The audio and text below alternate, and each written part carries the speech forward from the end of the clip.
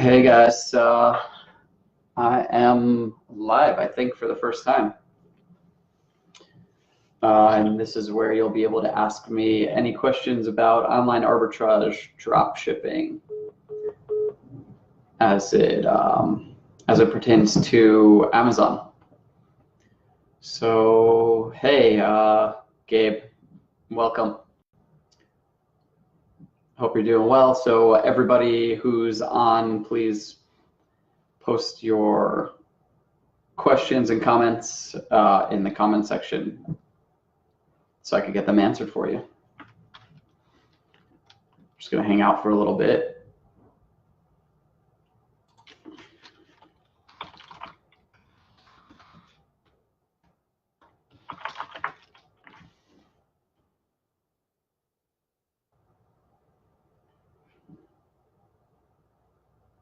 Great. Welcome, Gabe. How's it going today?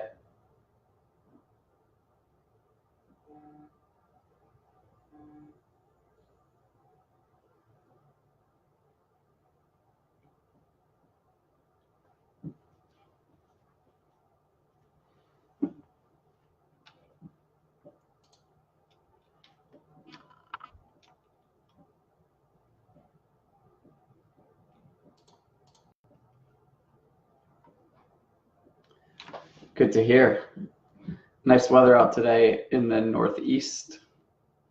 A bit of a change to the past few months. Could actually walk around without a jacket today, which is great.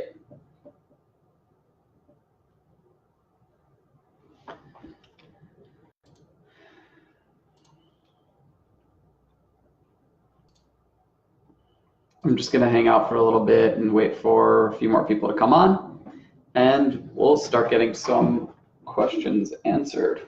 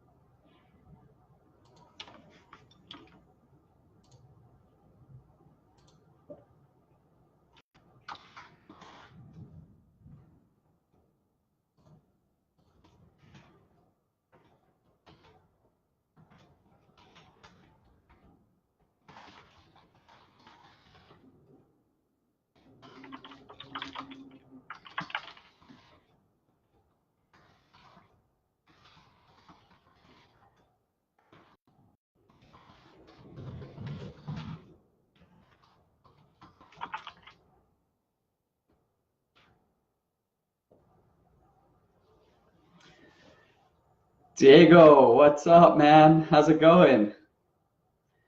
Welcome.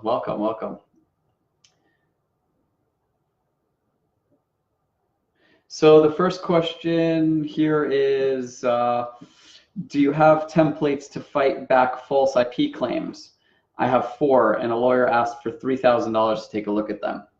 Yeah, this seems to be a hot topic these days, unfortunately, because it's real BS, right? So just like a little background on the IP complaints, these brands or other sellers can basically come to your listing, not approve of what you're doing specifically, and based on nothing, can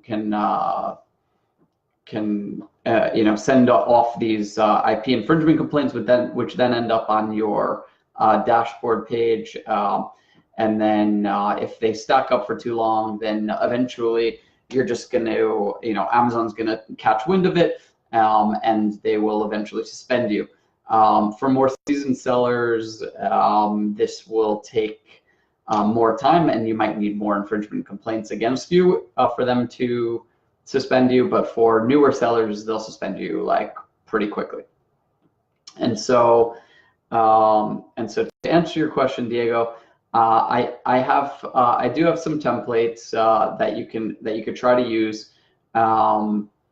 But with that comes with one caveat, and I'll be happy to share those with you. $3,000 is a lot for a lawyer to come up, up front to just ask you for that price and just to send these off. But with that in mind, they don't know exactly how much time it'll take to fight these complaints. And while you can send them off yourself, and you should try to do it that way at first, and basically the goal is to ask them to remove the complaints and to send a retraction into notice-dispute. A lot of times it is helpful to have a legal team member or somebody you could rely on to send it on a legal letterhead. And so that's just like to flex some muscles, right? Basically, nothing you are doing is wrong. You're allowed to sell these products, and based off this first sale doctrine, the copyright and trademark stuff is usually frivolous. So first response to them should be, these are authentic, and we're getting them from a valid source, et cetera, et cetera. And please remove this frivolous claim. If not, I'll have to file a counterclaim against you, and you try to fight them on your own. But I've found that that's not very helpful over time. And a lot of these rights owners or supposed rights owners aren't really fazed by an email coming back from the seller themselves, but rather, when a lawyer sends off the letter, they'll get a little bit scared by that, and they will in fact retract the complaints sometimes. If they don't answer or anything like that, then you could have the lawyer send through a dispute into notice-dispute and basically appeal it with and say that the rights owner is not responding. Again, better when it comes from a lawyer, but I definitely say that $3,000 is a lot for claims. My guess is that a few of those claims are from the same brand owner, so I would try to work with somebody on an hourly basis, and I may even be able to recommend a lawyer if you didn't have anyone. I hope that answered your question, Diego. I think you could PM me afterwards, and we could talk about this further.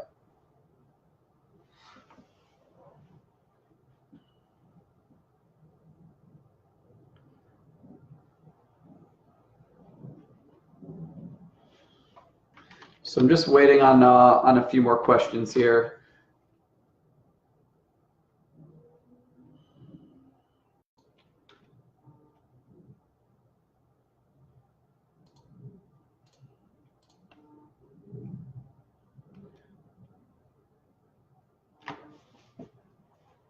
Diego, can you just let me know if I was able to answer your question there, or if you'd like some more clarity on that?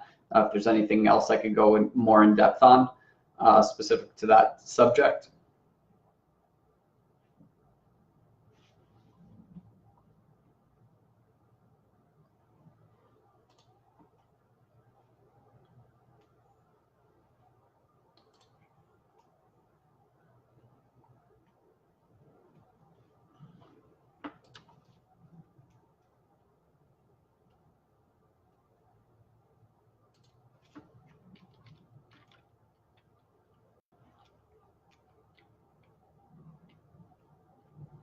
Hey, Josh, welcome.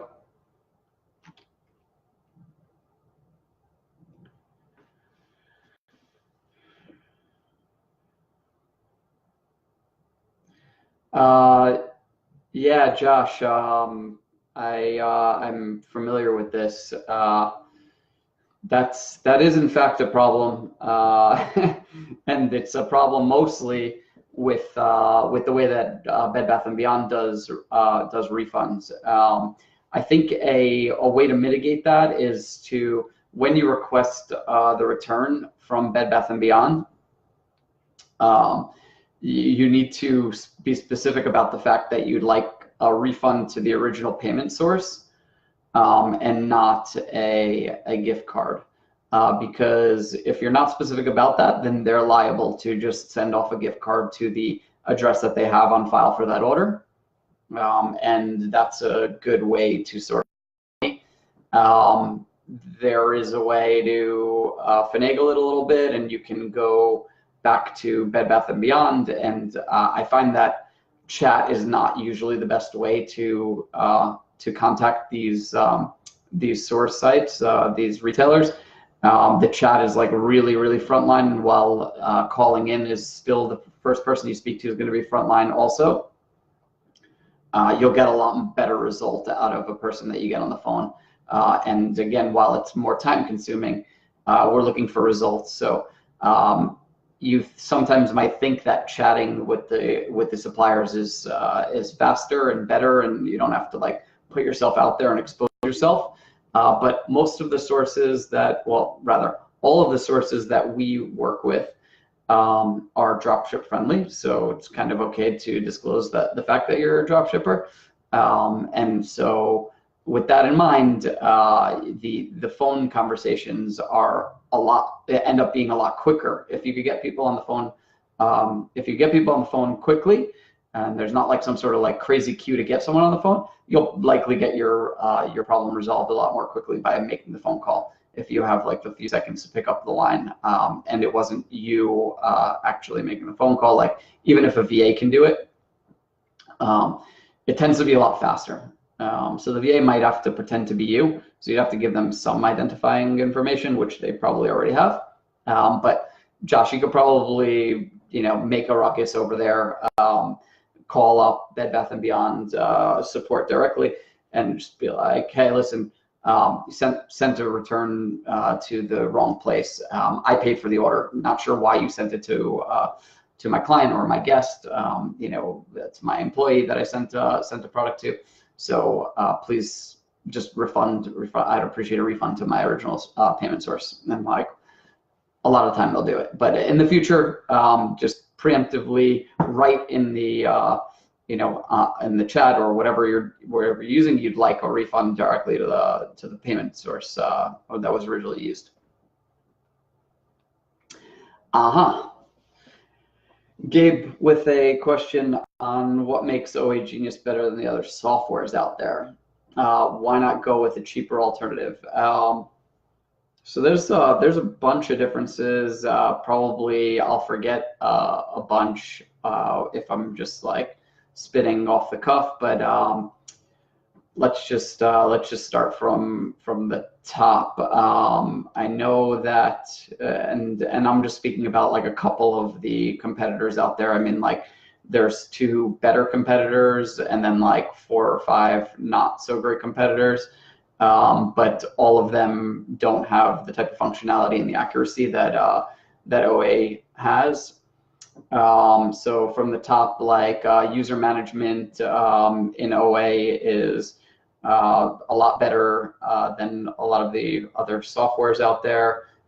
You can set different user permissions for your different VAs so that they don't have access to everything. The VAs also don't have to have access to your Amazon account usually, because we allow you to list products from directly inside of OAGenius, which is unique to us as well. I know some of the other competitors might be working on that, but for right now, you have to go list the product in Amazon and then relist it in OA, and relist it in the competitor sites. Whereas in OA, you can list it to our software and to Amazon simultaneously. We allow for parsing directly within the application. You don't have to go to a different page. You don't have to go anywhere else to get your variations set up. We allow for both kitting and bundling with regards to the listing.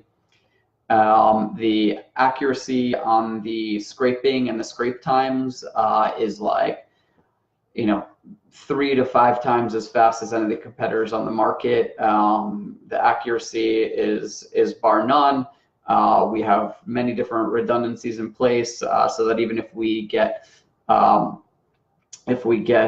tagged for scraping and pulls, they flag some of our servers, we have many redundancies in place and like different servers that will hit them up and get you accurate information quickly and efficiently. We aim to scrape between 40 minutes and 60 minutes. For our scrape time, I know a lot of the competitors out there are doing like 2, 3, 4 hours, on the fast end of things.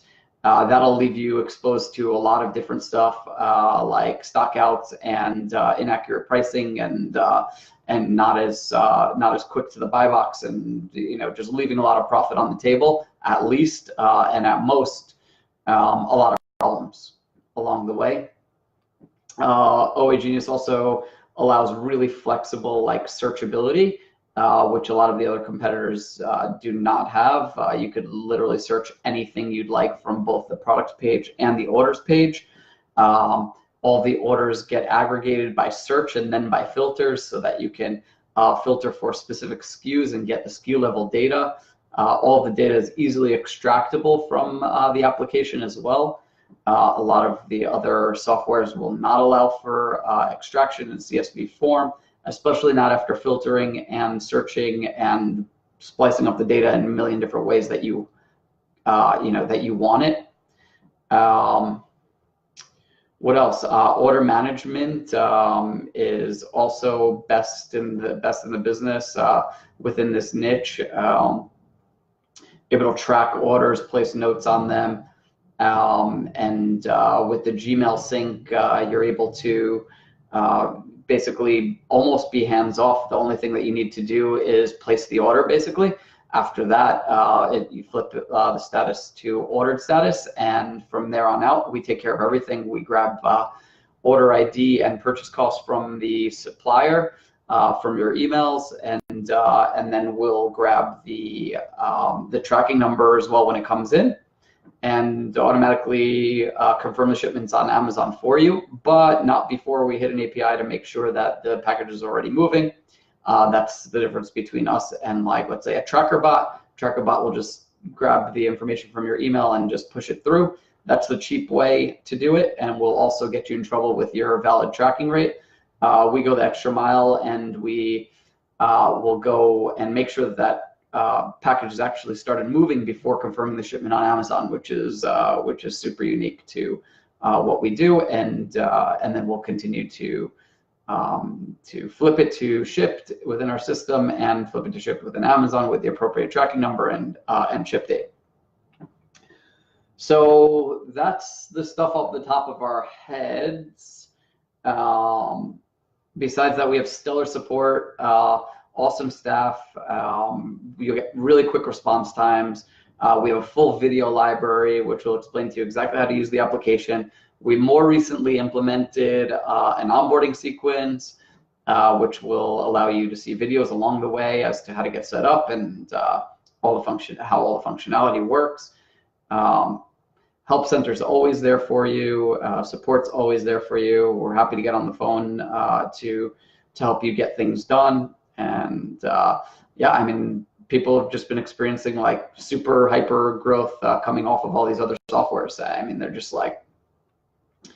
basically just, I have clients coming off of WSA and Ecom Solutions and SKUGrid and the rest, and everybody seems to be crushing it since then. I looked at some of the numbers after 2 weeks time, 3 weeks time, 4 weeks time, and it's amazing. All right. And yeah, there's definitely cheaper options out there. And you know what, we're not even upset if you go try those out and then try us alongside them. Even if you decide to, as a beginner, use some of the others because you're like price conscious and you really can't afford afford the software up front, that's fine. We're here waiting for you. When people need a more powerful piece of software and are ready to really scale and grow and make more money, they end up coming over to us anyway. So we're ready for you when you're ready for it. But I do recommend just like investing up front. I mean, like our lowest plans start at $175 a month. Even if you're a brand new business, if you spend the $500 on the first 3 months before you start breaking even or something like that, I mean, like that's a pretty small investment to make for a business that can gross millions of dollars a year within a year or two. I mean, I'm sure even some of the people watching this right now, and we don't have that many people live, are doing well over 100K and 200K, and the majority of our clients are doing, pre-cash back, like 10 to 15%, and that's pre-cash back. Figure another like 4 to 6% of cash back. So I mean, like these are small investments for a business of this nature, and that can yield you those types of profits. So Gabe, I hope that that answered your question with regards to what makes us a little bit different. We hope to have all of you guys on board at least in the next few weeks.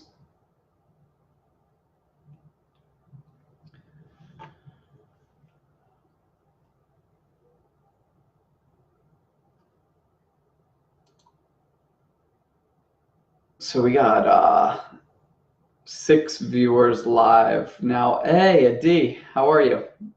Look at that support. Thanks for coming on. We've got 6 people in here. Hard for me to tell who the 6 people are. I think I got, we have somebody new, Mart. How's it going, Mart? Did you have any questions? I'm here to answer your questions.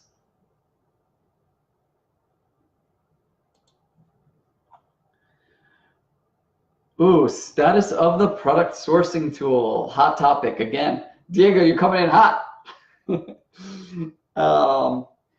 So yeah, status of the sourcing tool. We're almost there.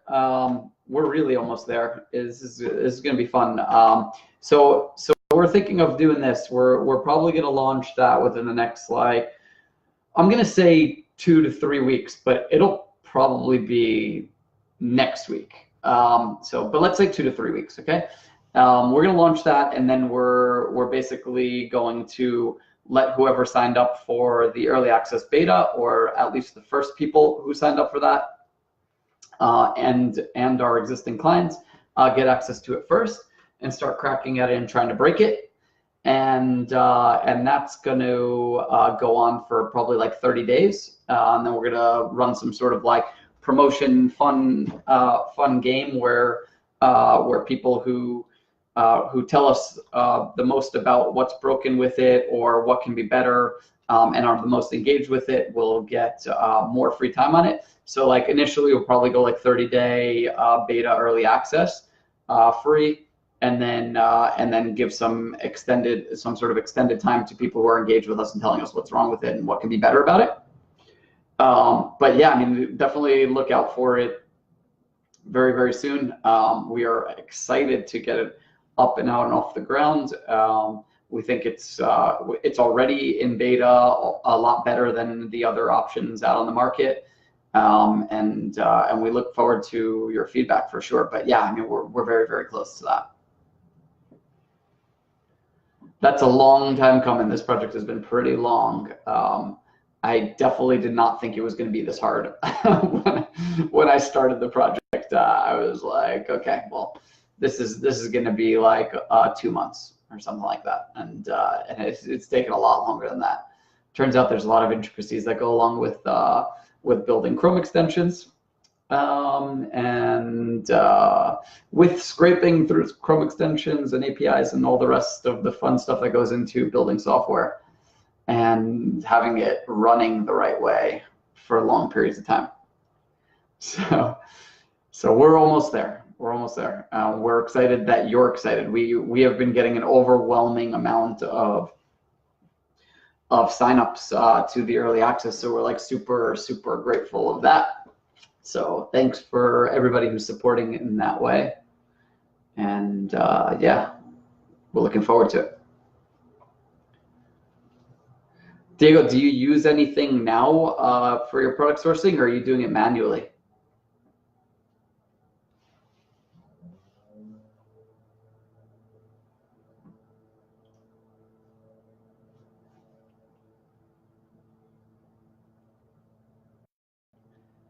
Hey, Daniel, welcome.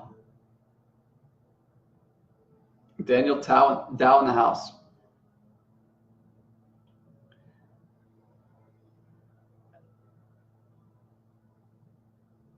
Hey, Liran, how's it going? Dan, what's up?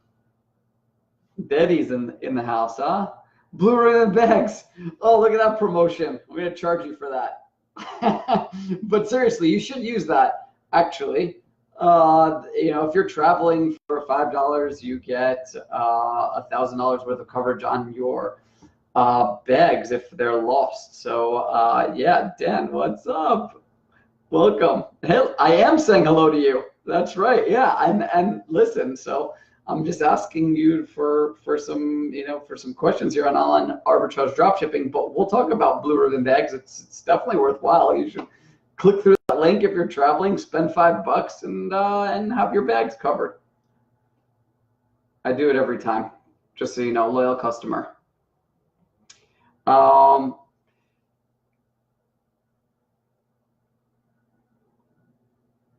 So BBB is canceling a lot of it. Okay, Martoum. So BBB is canceling a lot of your orders. I would just give them a call. They should not be canceling your orders. They are dropship friendly. They know that we are resellers. They are totally okay with all that. So just give them a call and ask them what the problem is.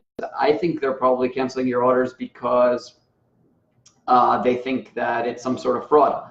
If it's a newer account, then probably like your orders never match with billing and shipping address. Especially if you're outside of the country, then you've never sent anything to yourself from that account. Then basically you're going to they're going to think it's fraud and they're going to cancel your orders.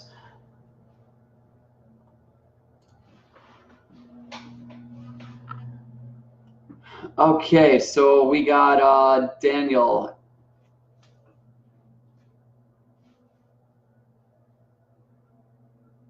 Oh, okay. So that's a good question. So the question is it best to let the system update all your information automatically versus setting it to ordered and inputting purchase cost when placing orders?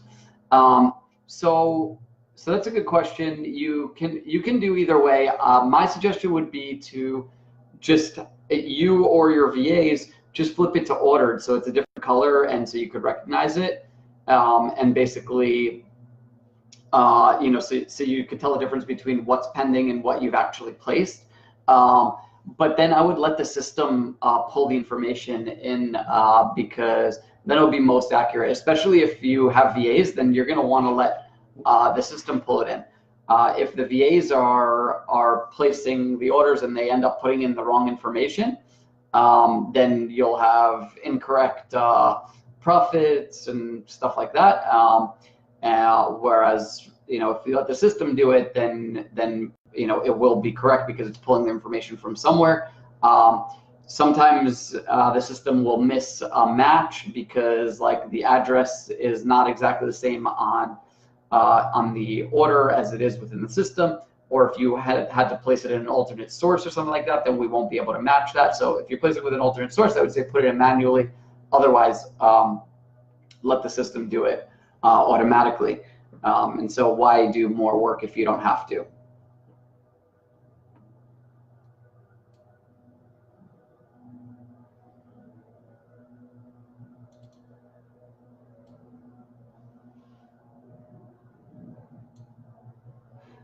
Okay, so Diego, you do it manually or with tactical arbitrage, and had a look at 2 competitors that came up with sourcing tools in the last 2 weeks. Yeah.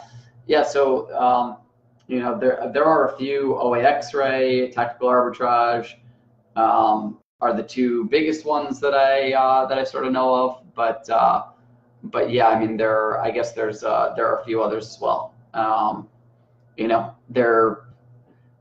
Tactical arbitrage I never felt was all that great, and maybe it's like a little bit more geared towards like FBA sellers or private label, like a Jungle Scout or something like that. Yeah, I don't know. OA X-ray is a mess.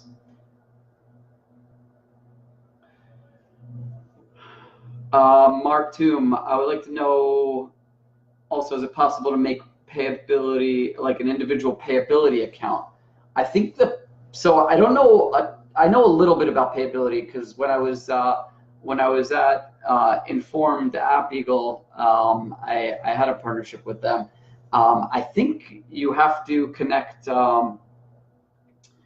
I think you have to connect your payability account. Eventually, you have to create a bank account, which ends up being connected to them. Like they're also a signer on that bank account, and so that bank account will probably have to be your business account, and then basically you'll have to give them access to your Amazon account as well. So the Amazon payments go into this new bank account that you've put in there, and then they ration out the shares, or they pull directly from it.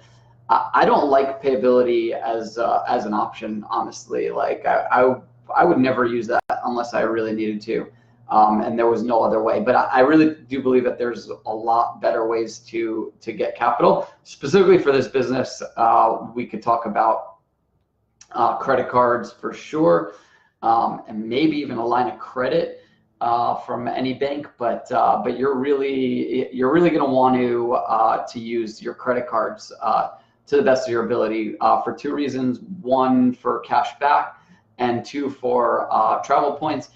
Whichever one floats your boat most, I would say to use. But basically, if you get a credit limit of like 10 grand or 20 grand, and you get paid out from Amazon twice a month, then that basically doubles up. So like if you get a credit limit of 20,000, then you could buy $40,000 worth of product in the month, and so you could sell like about $60,000 or $70,000 worth of sales, and make about 7 grand without ever having to come out of pocket $1, right? And then that just amplifies. So like the more you pay down that card, the better off you are, and then eventually your credit will just grow. You could ask for increases in credit from the same bank, or go ahead and open up other credit cards through different banks, and that just compounds and compounds. So like you end up with $150,000 worth of credit cards eventually, which get paid down twice a month, and so that's $300,000 worth of buying power.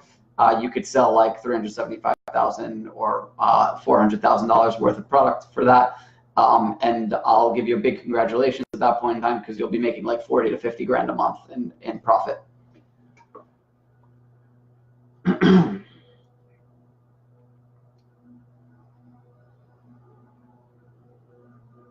So, Gabe, do you need Inform.co? What's the first software to invest in when starting out? Yeah, honestly, like it doesn't have to be Inform.co. A lot of our clients are using Inform.co because of the API integration, but it definitely doesn't need to be them. They're just pretty good at what they do, and they're able to ingest cost, which will take out a huge step in the process. So like what OAGenius does for price management and inventory management is we'll bundle up the price into cost of product plus tax plus shipping. And we'll bundle up that cost, and we'll send that over in an API every 30 minutes to Inform.co. And what Inform.co then does, if you have your strategies set up the right way, is it takes that total cost and it says, okay, we'll add this amount to the basically to the total cost of the item as my minimum selling threshold, and then add that amount as the maximum selling threshold. And basically, like anywhere in between that, use whatever my strategy says to do in order to get me the buy box and get me the most sales. And so that's like super important. A lot of other softwares that you'd be using, you'd be required to go take your costs, upload them via spreadsheet into that system. And you also will not have the ability to say, like, I want to at minimum make this amount of profit on this sale, and set my minimum selling threshold to that. You'll probably have to go in and manually set that and guess approximately where that's at. What Inform.co will do is, like, sometimes like the referral fee on an individual product changes, right? And Inform.co is getting that information in real time from Amazon, and they'll adjust your minimum selling threshold based on the new referral fee.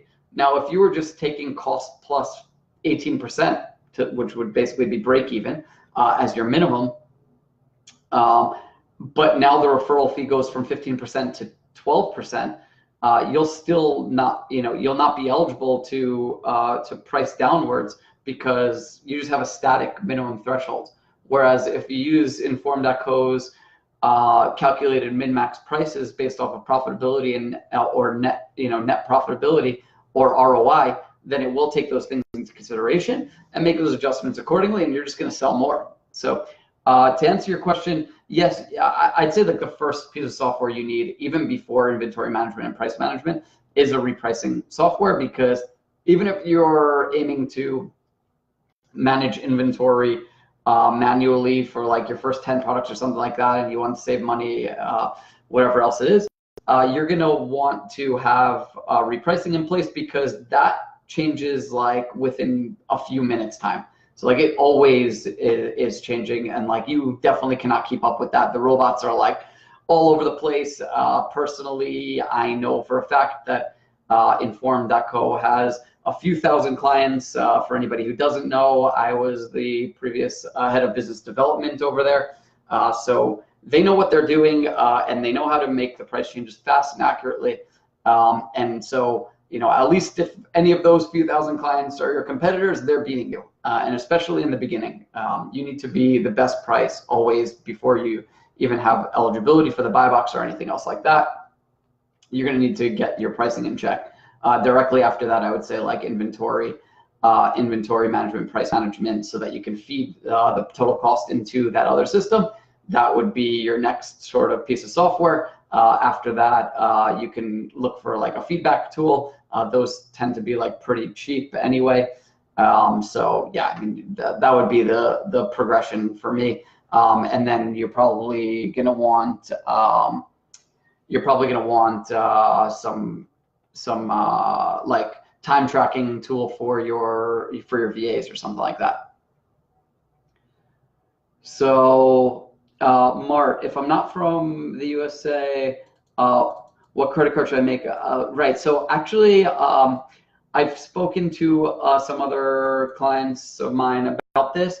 I think the easiest bank to do is like Bank of America, if my memory serves me correctly, and they'll give you a credit card, or at least, yeah, I think they'll give you some sort of credit card, and maybe even somebody else in this chat can chime in there to help Mart answer that question. I'm pretty sure it was Bank of America, but you can definitely do a few quick Google searches to see who the most friendly would be for that, and the most lenient in terms of like lending for credit cards and stuff. So yeah, we could talk about that in more detail. Just send us a support ticket or something like that. But yeah, I would just Google search it. Oh, there you go. Juan chiming in. So he's saying Chase does very well. Also, I don't have experience with not being from the U.S. and trying to open up these credit cards, obviously, myself. But I have definitely heard in the past that they that some of the banks will do it.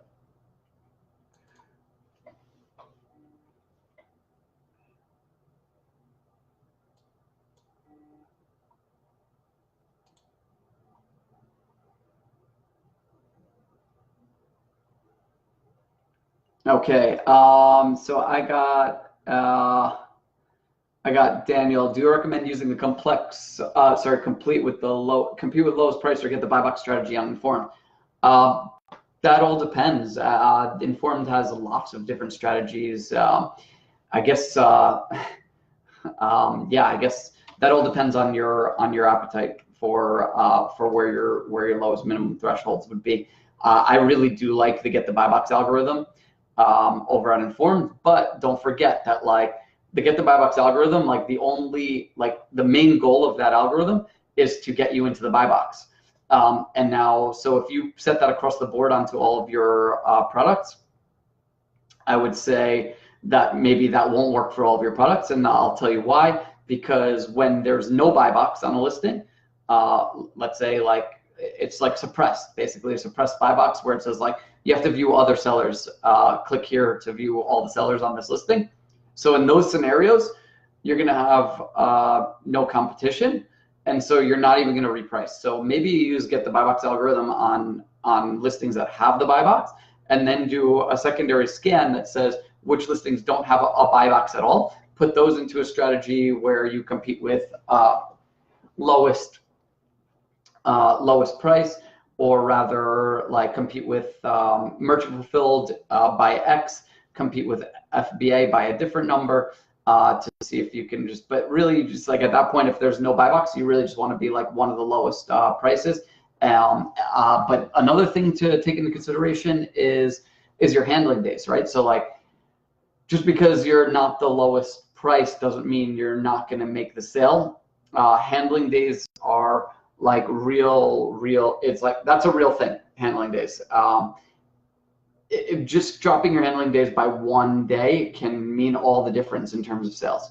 Like I've seen buy boxes fluctuate by like 15–20% on a percent basis by changing handling days from one of your sources by down by 1 day. And we actually have a video out about like analyzing your late shipment rate and seeing where you can maybe go a little bit faster in terms of your handling days. It's important to pad the handling days out when you're a beginner, but once you start to get the rhythm and you're doing like 75+ orders a day, you can really play with it. And you can go back and forth, right? Like I've even seen like a few instances where like the basically where the handling, you know, so your handling days, like I lost my train of thought. Sorry, somebody's calling me on the line here. All right, sorry about that. Where was I? Somebody remind me. Handling days. Yeah, basically take note of your handling days every few days, and definitely make amendments. Definitely make amendments to them, because it can really mean the world. Like you can start crushing it because of the amendments. I guess like when you pad out like 4 days in the beginning, just to get a sense of where they're actually landing, you could just like do a Google search of like, let's say you did a late shipment rate analysis, and you were able to realize that that basically like for some of your suppliers, it's like a no-brainer. You can, you know, all of your orders are being shipped on time or faster. You could then do an analysis to match back to orders in OA and basically say, okay, well, which ones were shipping, you know, less than 3 days time. You could grab a few order IDs and see like how fast Bed Bath & Beyond is getting their orders out. If you have handling days at like 3–4 days, or let's call it 4 days for Bed Bath & Beyond, and they're really getting it out in 2, you could definitely easily comfortably drop it by 1 day and see a difference. Sorry, now I'm back and my train of thought has come back. There's more hacks on this. If you want to be really aggressive about your handling days, take into consideration that that weekends don't count towards your handling days. So like you may want to change your handling days from like Wednesday afternoon or Wednesday morning.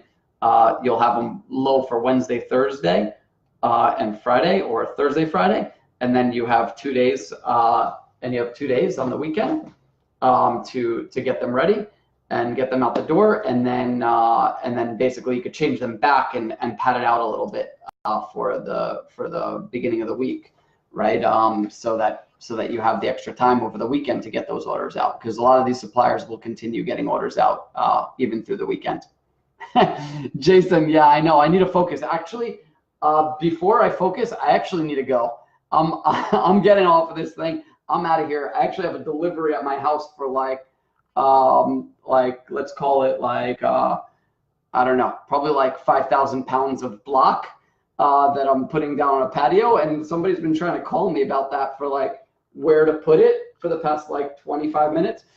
So I'm out of here. Thanks so much for joining us, guys. More questions next time to be answered. Love you all. Peace out. See ya.